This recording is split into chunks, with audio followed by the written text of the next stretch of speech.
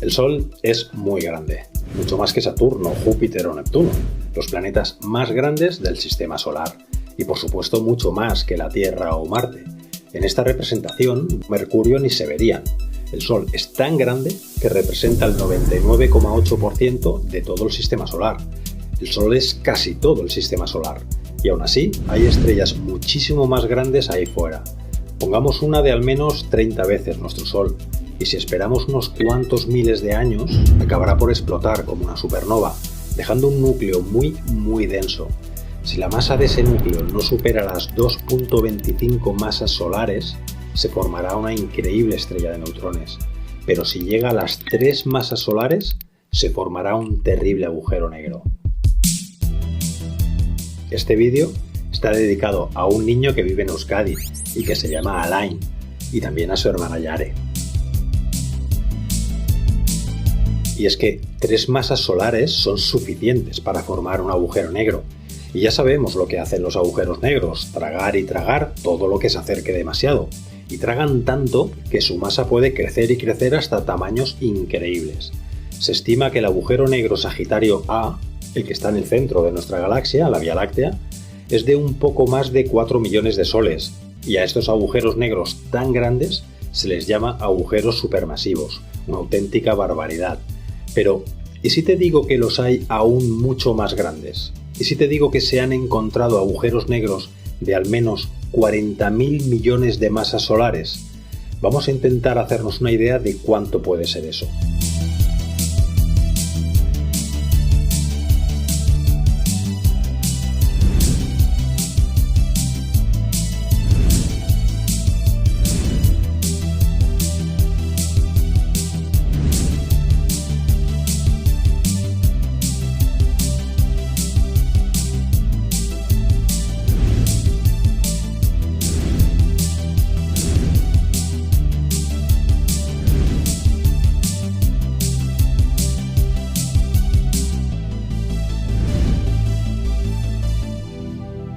Es difícil hacerse una idea de lo grande que es este número, pero tal vez te ayude a saber que si quisieras contar hasta 42.500 millones, necesitarías mucho tiempo. Necesitarías 1.215 años para contar hasta ese número.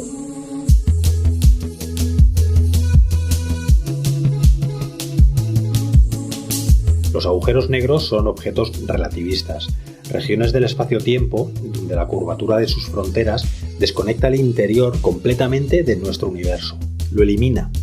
No solo que no podamos verlo, es que literalmente borra para nuestra realidad cualquier cosa o suceso que ocurra en su interior. Literalmente no existe. Retrocedamos al 5 de julio de 1687. Ese día Isaac Newton publica 3 libros conocidos comúnmente como los Principia, la obra científica para muchos más importante de la historia de la ciencia, donde da una explicación clara, precisa, simple y elegante al movimiento de los objetos, desde una manzana a los planetas, conectando así la Tierra con el cielo. Toda una revolución, tan enorme que las leyes de Newton son básicamente la física que se sigue estudiando hoy en las escuelas casi 350 años después. Nosotros nos centraremos en 2 conceptos, la ley de la gravitación universal y el concepto de velocidad de escape.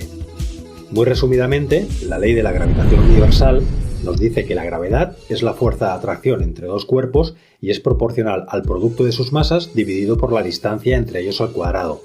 De una forma un poco más sencilla, esto significa que cuanto más grande sea el objeto, más fuerza de gravedad tendrá, y cuanto más lejos esté, pues menos fuerza. Y así, Newton explicó cómo la Luna es atraída por la Tierra, cómo caen las manzanas o cómo giramos alrededor del Sol. La velocidad de escape es más sencilla aún. Pongamos la Tierra. Sabemos la fuerza con la que atrae a los objetos gracias a la ley de la gravitación universal, y es de 9,8 metros por segundo al cuadrado. Conociendo la masa y la distancia entre los centros de los objetos, podemos saber qué velocidad necesitamos para vencer la gravedad. Pues bien, dile a tu padre que te lleve al parque con una pelota y chuta muy fuerte hacia arriba. La pelota subirá, pero en algún punto la gravedad será más fuerte y hará que baje. Ahora dile a tu padre que chute él. Como es más fuerte, la pelota subirá y subirá más que antes, pero de nuevo volverá a caer la gravedad sigue siendo más fuerte. ¿Conoces la frase que dice todo lo que sube tiene que bajar? Pues no es cierta. Usando las fórmulas de Newton, sabemos que si le das a la pelota una velocidad de 40.280 km por hora, vencerá la fuerza de la gravedad. Y es por eso, por lo que usamos cohetes enormes para viajar al espacio. Si impulsas algo muy fuerte, es posible que ya no baje. Perfecto. Pues estas dos cosas se conocían muy bien en la época.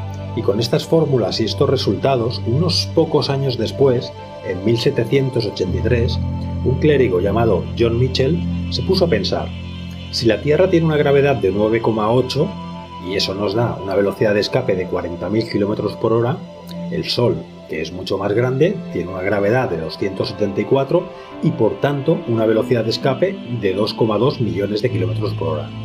¿Qué pasaría si hubiese un objeto tan grande para que su velocidad de escape fuese igual o mayor que la de la luz? Sería invisible. Pues lo calculó y llegó al resultado de que un objeto que tuviese 500 veces el radio del Sol, con igual densidad, claro, tendría tanta fuerza de atracción que la luz no podría escapar y por tanto no podríamos verlo. Y las llamó estrellas oscuras en 1783. A pesar de la extraordinaria intuición de John, nadie le hizo caso.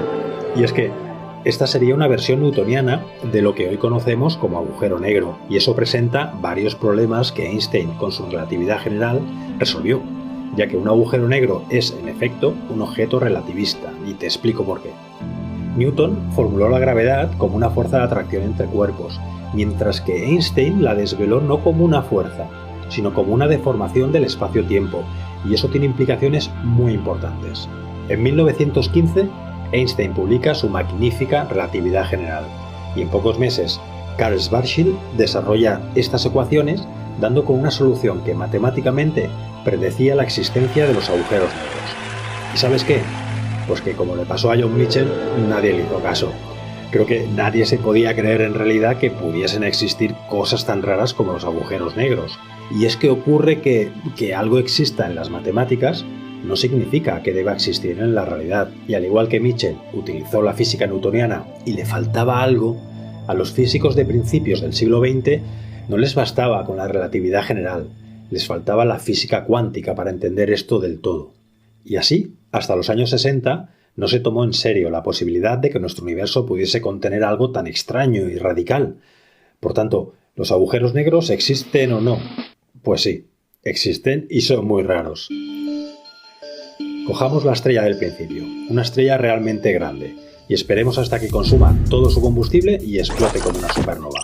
Estas estrellas de tamaños tan colosales consumen su combustible muy rápidamente, y en ese proceso fusiona el hidrógeno creando helio, y así pasa por un elemento tras otro hasta llegar al hierro, porque la fusión de dos átomos de hierro no libera energía, la absorbe. Por tanto, se queda sin una fuente de energía que mantenga el equilibrio y colapsa. La materia cae violentamente sobre su centro y se comprime tanto que los electrones no pueden soportar la presión y golpean el núcleo de los átomos de hierro formando una estrella de neutrones. Las capas exteriores de la estrella siguen cayendo hasta que rebotan en una explosión gigantesca llamada supernova. Lo que queda es el núcleo desnudo.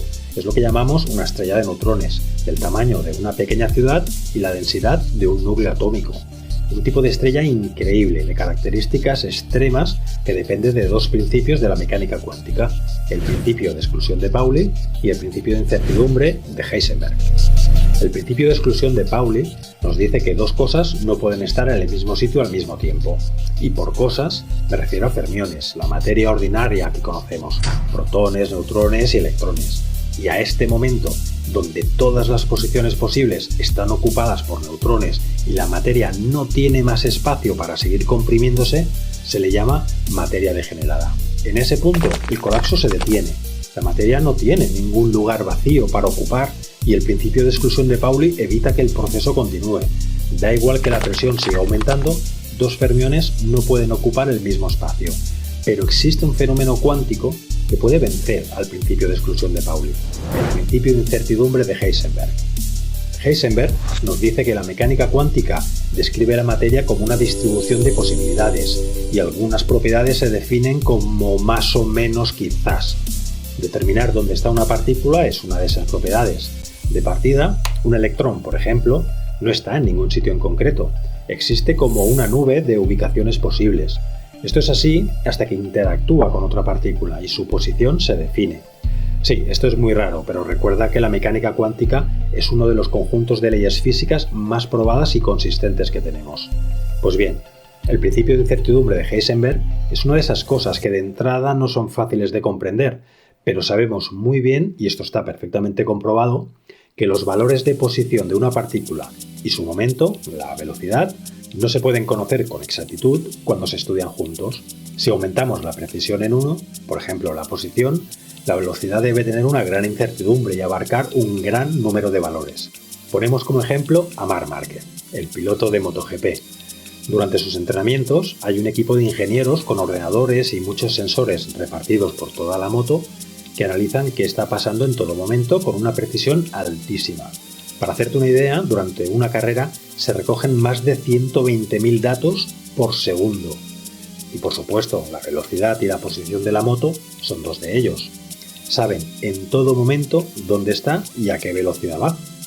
Pues bien, a nivel cuántico esto no es posible. Es una característica fundamental de la física cuántica y así está definida en el principio de incertidumbre de Heisenberg. Si aumentas la precisión en la velocidad, pierdes la posición y al revés. Entonces, si dentro de una estrella de neutrones los neutrones están tan confinados en una posición como lo pueden estar, su velocidad, por tanto, está altísimamente indefinida. Dicho de otra manera, los neutrones están tan apretados en el espacio que su velocidad se vuelve enorme, y cuanto más densa se vuelva una estrella de neutrones, más momento espacial tendrá. Por tanto, si metiésemos más materia, como por ejemplo el choque entre dos estrellas de neutrones, como ocurrió en 2017, en realidad no se hace espacialmente más grande. Sí, nuestra estrella se expandirá, pero no lo hará en la dimensión de posición, lo hará en su velocidad. De hecho, en términos de tamaño, se hará más pequeña. Cuanta más masa tenga, más pequeño será su radio. Muy raro todo esto, ¿verdad? Es que en realidad es un efecto cuántico que ocurre a escalas de una estrella. Las características de una estrella de neutrones son muy extremas, pero sigue siendo algo, existe en nuestro universo. Con una masa tan grande en un espacio increíblemente reducido, se produce lo que llamamos dilatación temporal. De la relatividad general se extrae que el tiempo se ralentiza a medida que nos acercamos a la velocidad de la luz, pero también cuando la gravedad aumenta. En la superficie de la Tierra, el tiempo corre a una velocidad diferente que a la altura de nuestros satélites, y por ello tienen que ajustar su tiempo para no perder precisión. Es muy poco, es cierto, pero es que la gravedad de la Tierra es minúscula en comparación con la de una estrella de neutrones. Y por esto, a medida que nos acercamos a una estrella de este estilo, el tiempo se ralentiza más y más hasta que debajo de la superficie de la estrella se oculta algo. Se esconde el potencial horizonte de sucesos, la frontera de la infinita dilatación del tiempo donde se para. El tiempo literalmente se detiene. Por tanto, si la masa de una estrella de neutrones aumenta, su tamaño se reduce y el horizonte de sucesos se acerca a la superficie. Existe un límite, 3 masas solares, donde el tamaño de la estrella y el horizonte de sucesos se igualan, y en ese punto el horizonte deja la estrella dentro y desaparece para siempre. Finalmente, tenemos un agujero negro. Vale, genial, pero ¿qué ocurre dentro de un agujero negro?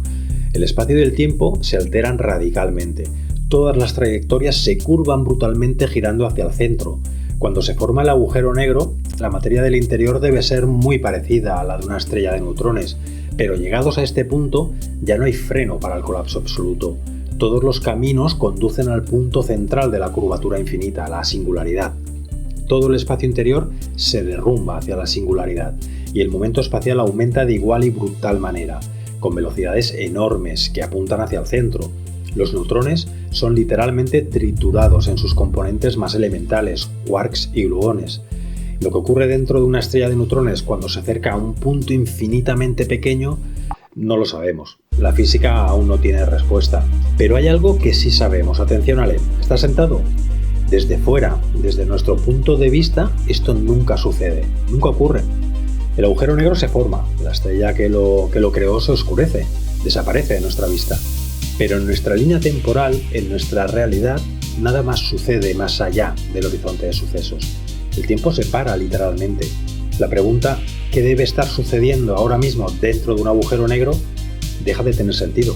Es como preguntarse si el número 5 está casado o está soltero. Si el color amarillo tiene una hermana y vive con sus padres. No tiene sentido. Detrás del horizonte de sucesos no existe una hora.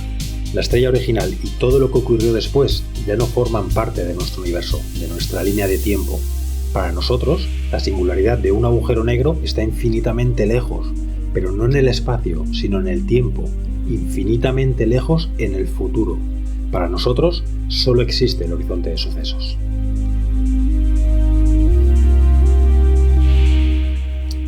Alain, espero que te haya gustado mucho este vídeo sobre agujeros negros. Sí, y ya sé que me pediste explicar también los agujeros blancos y los viajes entre agujeros de gusano, pero esos son temas que necesitan ser explicados con tiempo y lo dejaremos para otro vídeo.